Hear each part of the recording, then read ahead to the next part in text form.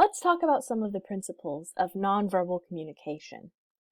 First and foremost, we know that nonverbal communication is primarily biologically based, while verbal communication is primarily culturally based.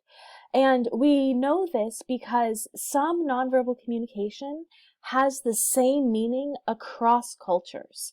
For example, across many cultures, smiling at someone is a very warm and welcoming gesture.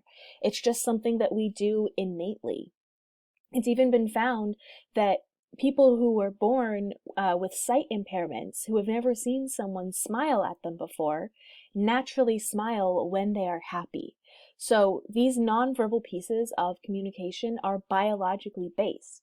I mean, when we're babies, we don't have any means of verbal communication, so we communicate nonverbally by crying, right? Whereas verbal communication is learned through our cultures.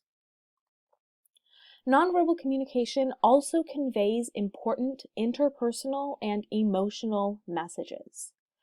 In fact, more meaning is generated from nonverbal communication than is generated from verbal communication. Some studies have put the percentage of nonverbal communication that generates meaning at 90%, but the more likely amount of meaning that is generated from nonverbal communication is approximately 65%, but that's still more than half. The majority of what we are attempting to communicate to someone is said, quote unquote, through our nonverbal communication rather than our verbal. And as a result, we might rely more on nonverbal signals in situations where verbal and nonverbal messages conflict with one another. And this is also because nonverbal communication is more involuntary than verbal communication is.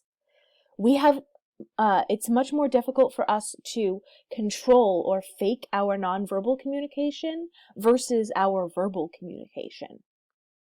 And so as a result, we are much more likely, if someone is saying something to us, but their nonverbal communication is kind of communicating the opposite, we are much more likely to trust the nonverbal versus the verbal, because nonverbal communication is much more difficult for us to control. It's more involuntary. And our nonverbal communication always has the potential of generating meaning in another person, even if we do not intend to communicate a message at that time. Our nonverbal communication is irrepressible in this way, right? Even if we are not intending to send any kind of message, our nonverbal communication might still be communicating something to someone. In addition, our nonverbal communication is more ambiguous than our verbal communication is.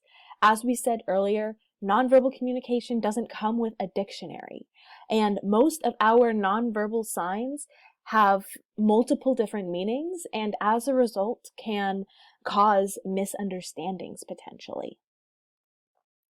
And finally, nonverbal communication is much more credible than verbal communication is.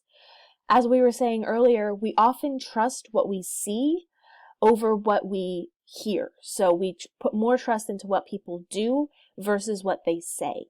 And you see this all the time when two individuals meet up with one another who used to be really good friends, but they haven't seen each other in a while, and they just kind of bump into one another. And they usually have this kind of exchange. Hey, we should hang out sometime. Yeah, let's get coffee sometime, right? I'll text you. We should get together soon. And depending on the tone of voice, we don't necessarily mean what we're saying, right? So somebody could say, hey, we should get together soon. And your response might be, yeah, totally. And it just doesn't communicate the message that you are saying. So we tend to trust what we see, and we trust actions that are taken versus what somebody says. And these are just some of the basic principles of nonverbal communication, that it is innate within us, that we do it kind of automatically, that it conveys really important interpersonal and emotional messages, that it is involuntary, that it's more ambiguous, and that it is more credible than verbal communication.